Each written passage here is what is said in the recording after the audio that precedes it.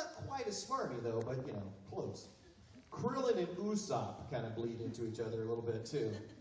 And also, like, I was cast as Ragnarok in Soul Eater, and I didn't have to audition for this, right? And I'm like, oh, cool, I get to play a demon, you know, like this awesome demon character, right? 3 episodes in, he becomes chibi. And he's chibi for the rest of the series. And I realized, oh, that's why you cast me. So he just sounds like an angry Krillin to me. Actually, Usopp sometimes sounds like Shaggy from Scooby-Doo. He's another character who's got kind of a range of sounds too. And I'll go, oh, there's the Shaggy voice. I'll just kind of slip in.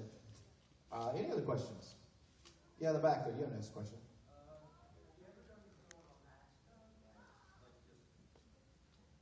Have you ever done his voice on accident? Yeah, sometimes, like, you know, if I'm yelling at my daughter for, you know, hanging out in a hotel with a band or something. I can hear you, come on, what the hell's wrong with you? You know?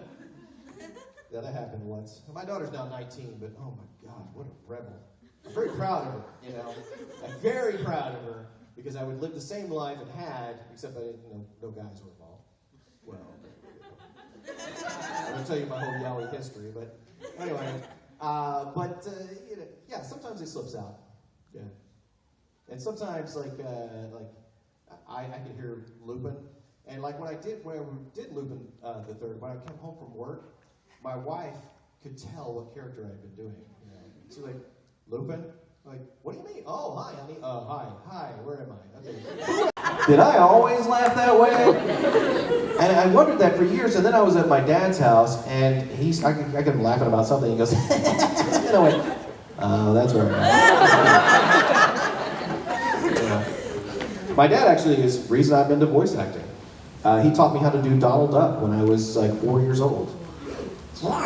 And he would just do impressions, you know, like Yogi Bear and Mickey Mouse and stuff. And he would always come on, you know, when he came home from work, and I watched him do it one time, and I gotta do Mickey Mouse. But so yeah, he did a lot of vocal impressions. He still does the best Yogi Bear of anybody I know. But yeah. What was the question? Oh, something about injuries, I think, right? Yeah, that makes sense. Does anybody have the time? Because I forgot to bring my phone. About 11:50. 11:50, okay, 10 more minutes, okay. Just to let you guys know, when we're done with this panel, I will be right outside at the end of the hall on the right at my table signing. So if you brought anything to sign, just come over there and sign. Maybe we should. The first time was, I'm out of a job. And then I got a call a few months later because they didn't even know. He said, oh, guess what? Your character comes back. I was like, oh, cool. I got a job again. And then he died again. And when he died the third time, Chris said, you're not going to believe this. But Krillin dies again. But don't worry, he comes back. And I went, yeah, I figured by now. He dies 4 times. All through Dragon Ball Z and Dragon Ball GT. And Dragon Ball GT kind of died altogether, so... But then he still lives to be an old man at the end of Dragon Ball GT, you know, and he has a little sparring match with Goku. Any other questions? Yeah. Have you ever passed out in the booth? No, I'm not a wuss. Sean Schimmel. Sean Schimmel tells a story where he's passed out one time in the booth for, you know, powering up or whatever. Actually, I can see what he's talking about though, because I've done those power-ups that last 3 minutes, you know, and they can wear you out. But I think Goku's go even like 20 minutes. You know, it's just when he's powering up for 20 minutes. So I can see why you would pass out. Another reason why Sean might have passed out, and I like to tell this story, I was directing him in a Lupin the Third movie, and he played one of the villains. And don't ask me which one because I can't remember. But he had gas. It happens, I guess, at least for him. And so he was telling me about it, like he likes to do. And he says, man, you do not want to come in this booth. And I'm like, Sean, keep that door closed. There was like a vent in the back of those old booths, you know, and he was like this at one point, going, trying to get some air. And anyways, disgusting. So to his credit, when he finished his session, he left the booth and closed the door really quick, okay? And then he was gone, and I took a break. And then Laura Bailey was coming in to be recorded. Yeah. Right. You don't like Laura? So she goes into the booth, and I'd forgotten what happened in there. And I hear in the booth, "What is that smell?" I went, "Oh no! Abort! Get out! Get out!" She's like, "What? I closed the door really quick and went, "Oh." Sean had gas in there all day. She's like, "Oh." It started real tears coming down. It was sad. I know, it's really disgusting. So the next day, I see Sean and I told him about it. And Sean said, "Yes." You should always respect that kind of evil. It exists. I don't know what the question was, but it certainly went to a weird place. Any other questions about gas? Or whatever question. Won't you be my puppy? Will I be your puppy? Yes. I want to be your puppy. Are you referring to that? Yes. What movie was that? Broly? Yes, it was Brawley. Broly, which is also big. I think, right? Yes, it is. Okay. I'm a kid and a tough guy. Yeah, there was a scene where Krillin has to karaoke to no music, just him on a microphone, and they're in a park or something having a picnic, and Chris Sabat wrote that movie, and he had this whole song written out for Krillin to sing, and then at the very bottom in parentheses he wrote, "Or you can just wing it, son." So I'll give it a shot. So I just started making up shit. Do we have any kids that are too young to hear the word shit in here? If so, leave if you, because I can't control it. So I just started singing about this puppy that, I want to be your puppy and love you always. And did it all in one take, and Mike said, "Yeah, that's good, let's go on." Because it really is a throwaway scene. The worse he's singing, the better. Should do a song about that with my band White Girl. You guys know Drossel on Black Butler? Yeah? I play him too. And he sings the song London Bridge, before he kills somebody. So my band White Girl has done their own version of London Bridge. If you look up YouTube, White Girl, Sonny, Strait, that sounds weird, you will find our songs, and one of them is London Bridge, singing in a very creepy English accent. Do I have any more questions from this? Question! Do you have any tips for aspiring voice actors? Mm-hmm. Get your CPA. It's a certified public accounting degree. No. Are you in school now? I'm in college, yeah. Good for you. Are you taking theater? Double majoring in English and theater. Good for you. Yeah, if you want to be an actor, you study theater. I mean, that's the way to do it. And you got to know this too. Your competition these days has at least 10 years of some kind of training. So you want to have that under your belt before you can try. Or you can try anyway. You might get lucky. But it's not like the old days. When I started there, we had a lot of people who had never even acted before, but they had some kind of stage training. But these days, if you're going to last, you got to have some kind of theater background.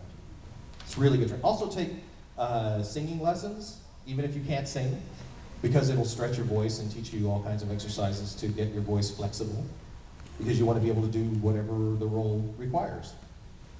But I'll say this, you guys know who Eric Vale is? Yeah. Trunks and tons of other characters. He was on a panel with me there was like 14 voice actors. It was a huge convention. And he said, how many people on this panel set out to be voice actors? None of us raised our hands. And he said, now raise your hand if you set out to be an actor. All of us raised our hands. Okay? And he said, I think that the most important thing is that you have to love acting. Because as an actor, your job is auditioning, right? I mean, you occasionally get to act, but usually you're looking for work. And you've got to be ready for whatever life throws at you.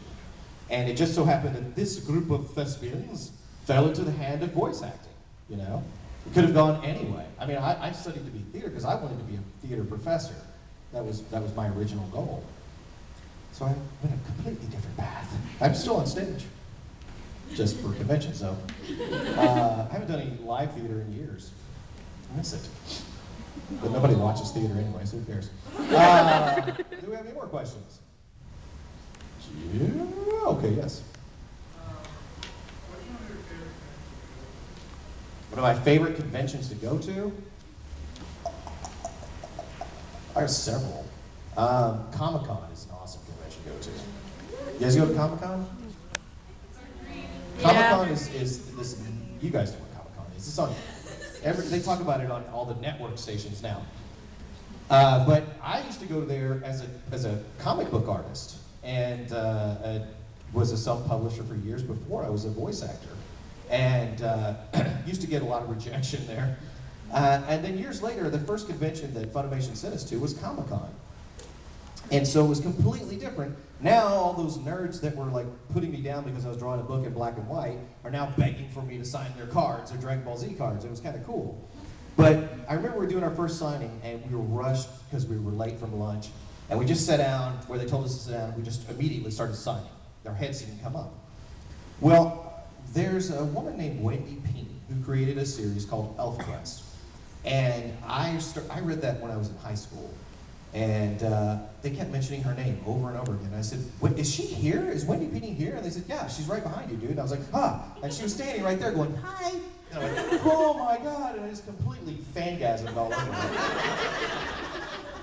Well, I found out that the guy running the Funimation booth had nothing but merchandise on the table. So we had no room to sign on there. And that where we were signing was actually in Wendy's booth area. And I remember when I was buying booth space, it's very expensive, right? So it's a very nice gesture. Well, it turns out she was a fan of Dragon Ball Z.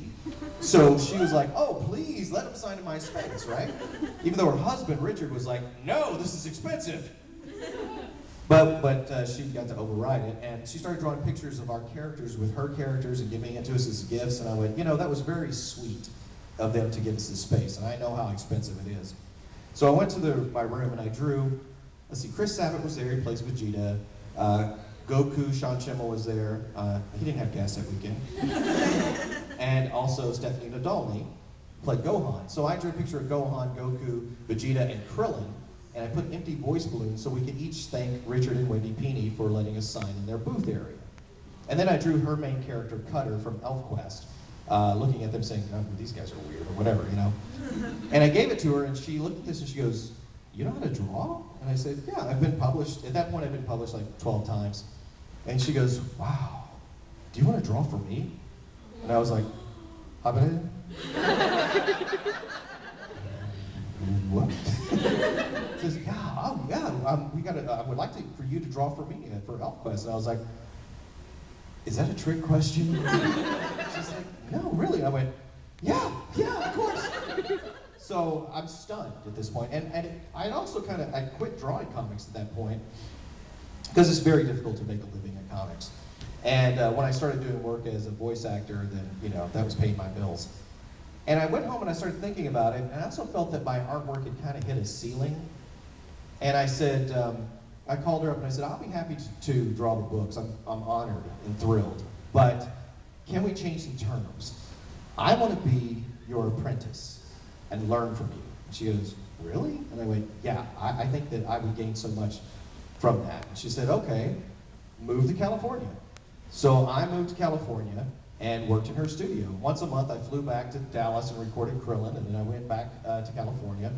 And I learned more in that year drawing ElfQuest than I did 10 years on my own. It was the most amazing learning experience of my life, which is why last year I was asked to write the Wendy Pini biography. And I'm writing it right now. It should be out this year. It's called Line of Beauty, The Art of Wendy Pini. So check it out. It should be out. The Middle Tennessee Anime Convention, I think, the one that's mainly miniskirts and rangers. Yes. Next question. I'm not going to tell you a story. Actually, I like Middle Tennessee Anime Convention. And I'll tell you why. I met a really cool cartoonist there named Jenny Steed, or Steed, I think is her name, Jenny Steed. And she and I have become pen pals ever since. And it's a really cool laid-back convention. They have the risque cosplay, which is very strange. But it's fun, it's a very relaxed place, kind of like this one. It's about this kind of speed. But I like going there. Yeah. You have a question? Somebody? Yes.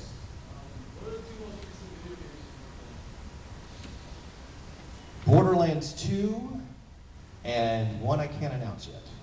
I know. And that's it. I don't have any stories for that one. I get to play some pretty cool characters in Borderlands 2, though. One is this character called the Loader, who's just wants to kill everything. And another one's a character called Psycho, and he is truly psychotic. And it was cool because I did a pretty good job playing this Psycho. They actually made me come back because they wanted to write more lines for him.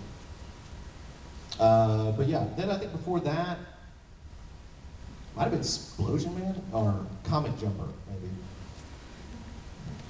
Anyway, yeah. Since you brought up ElfQuest, in the movie that was It's very close to the Stitch voice. Stitch's lower. Oh, Hannah means family. And family means no one gets left behind or forgotten. I know. Which is also very close to a voice I did on GT that I like to forget. Is that robot on GT, Giru? Yes, but it was like this. Oh, Hannah means family. Family means no one gets left behind or forgotten, Pan. Any other questions? Yeah. Is it weird voicing two characters for the same thing, like you said for that video game? No, because you do them separately. You know, we can, and also like when we do the Dragon Ball Z games, you know, sometimes I'm playing Bardock, Giru, Krillin, you know, so you just change your mode and figure out who you are and go with it, you know. And we're used to that because the way they start you out at Funimation, they put you in what they call Wallace sessions. In a Wallace session, you'll have like 10 guys in the room, right? And they'll have you play a different character every other line. You know, sometimes it's just a guy getting shot. You know, they're usually smaller parts, you know. So you have to be ready to change like that. Any other questions? Yeah. Do you watch the Anime-zing cast in like with your family? Do I watch the animes? I used to, and now I don't do it so much anymore. It becomes like work, you know? It's like if somebody goes, what do you do for a living? Do you have a job? Yeah. What do you do? I work with embroidery. You work with embroidery? Okay. When you come home, do you like to embroider? No. But I'm sure you enjoy it, right? It's a cool job, right? But no. Yeah, so you don't want to be reminded of what you just did for 8 hours or whatever. Yeah. Worst injury? You know, it's weird. When I was a kid, I was superhuman. And no, seriously. And a car backed up on my ankle, and the wheel landed on my ankle, and the car died, okay, on my ankle. The woman was freaking out. She stepped on the gas, and it spun out on my foot, okay? And I finally said, just put it in neutral. She put it in neutral, and I just pushed it off, right, because I was superhuman. And I started to walk home, and she's like, no, don't walk on that, because it's probably broken. And so they rushed me to the hospital. It was just sprained. And like 2 days, I had to leave it up in the air, and I was fine, okay? Now I'm an old man. I break my toe last year walking from my studio into the kitchen. I was the floor, I just steam cleaned the carpet in my studio, and then there's tile in the kitchen. So my feet were wet, and my foot slipped, and my toe went wham, like that. And even then, I was like, my wife and I were going to go for a walk. I put on my shoes, we took off, and we were gone for about 45 minutes. And I came back home and I went, man, my shoes are really tight. And I took off my shoe, my whole toe was all purple. And then I found out from the doctor, there's nothing you can do about it. You break a toe, they don't set it, they don't put popsicle sticks on it or nothing. They just say, don't walk on it. So, that was my worst injury. That was the only bone I ever broke.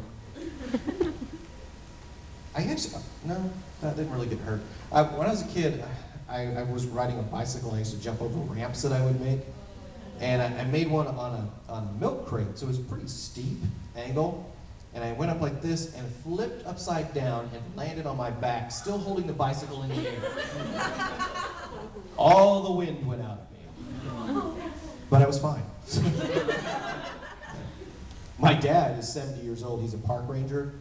And I guess we just have sturdy bones in my family or something, but they had this big, I don't know what to call it, like a cable that was coming off of a truck, and a giant spool on there.